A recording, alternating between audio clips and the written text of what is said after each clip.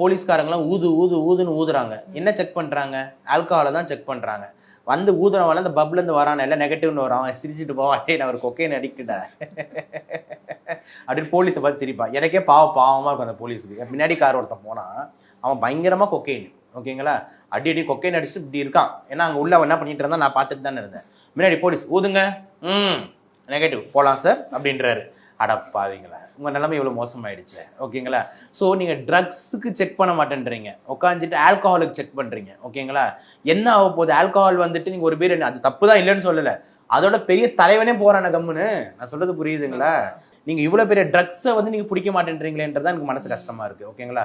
So இதெல்லாம் ரொம்ப கேர்ஃபுல்லாக இருக்கணும். ஏன்னா நிறைய ஆக்சிடென்ட்ஸ் வந்து ஆல்கஹாலோட ட்ரக்ஸில் அதிகமாக நடக்கும். இது ரொம்ப ரொம்ப முக்கியம், ஓகேங்களா. You will go and hit, இது ஏன்னா உங்களுக்கு ஓரியன்டேஷன் இருக்காது, இது எல்லாமே. ஓகே, ஸோ பேரண்ட்ஸ் எப்படி கண்காணிக்க முடியும் அப்படின்னா, டெய்லி கம்யூனிகேஷனை டெவலப் பண்ணுங்கள் பசங்களோட.